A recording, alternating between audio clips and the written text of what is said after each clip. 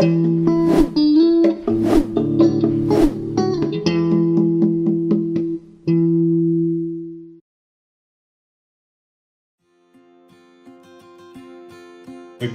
my name is Nicolas Farias Powell, and I work for NYU in Buenos Aires as a student life coordinator.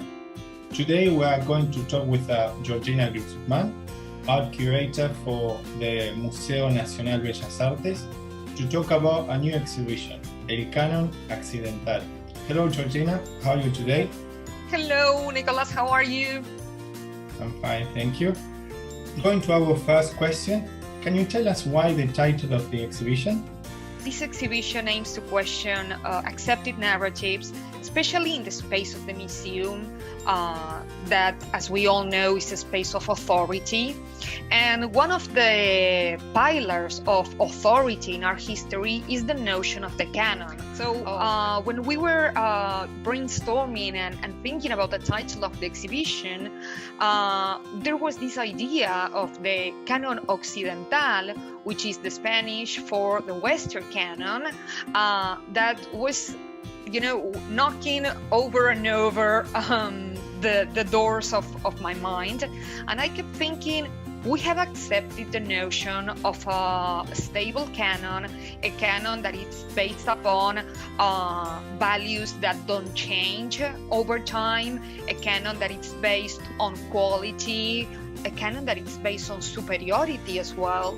And I began to think, well, we as feminists, we have the power to laugh about things. And this is something that I want to strike, Feminist to me is highly connected to humor and to dismantling narratives through this skill of laughing. And I thought, okay, so we have this Western or Occidental canon.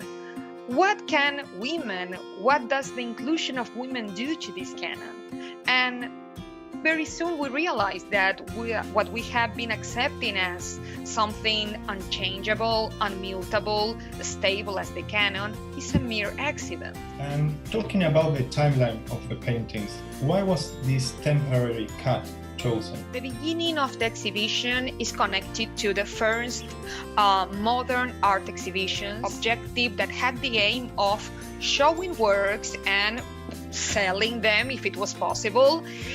And women took part in these exhibitions from their very beginning. So this was the first modern act, the first modern attitude women showed as artists. And the end of the exhibition is connected to factors that are connected to the art world and others that are not. So on the one hand, we have the rising importance of abstract languages in the 1950s, and this created a new space for women that was different from the space they had occupied before. And on the other hand, in Argentina, the 1950s marks a political event that is not directly connected to the art world, but certainly affected all spheres of women's activity, and that is the right to vote. Thank you very much. And what dimensions do you consider to be still invisible in the Argentine art? In my case, I am interested in women artists, but that is not the only dimension of creators that have been obscured by art narratives. We have racial biases in our history, we have sexual biases in our history, and there's a lot of ground to cover in those areas. I really want to highlight the fact that we are witnessing a very special event in the history of the National Museum of Fine Arts.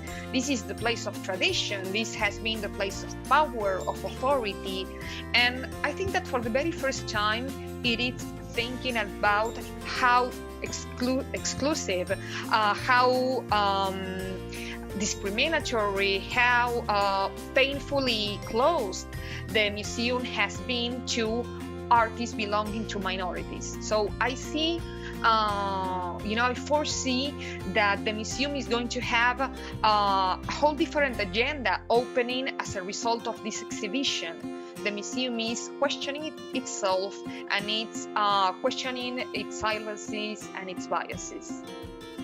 Now, out of curiosity, what piece of painting strike you the most? I would choose a work that it's a sculpture by the Argentine/Uruguayan sculptor and engraver Maria Portela, that it's called Figura de un Atleta. So in 1940, Portela created this portrait of this athlete, and she decided to represent this woman in the nude. So we see this body that is not what we are accustomed to see, what we are used to see when someone is depicting a female body in art. We see the body of an athlete with very small breasts, with very strong legs, and nothing of the feminine body is there. So she creates an image of someone who is defining and redefining gender boundaries, and who is transgressing with her body a lot of assumptions regarding what women can do and what women can look like. And in 1940, this work created a sensation in the Salón Nacional, the exhibition, the annual exhibition where it was exhibited, and critics praised her boldness to create the figure of an androgynous figure, not a male, not a female, something in between. And I think this work speaks to us nowadays in a way that many of the other paintings and sculptures in the exhibition simply do not.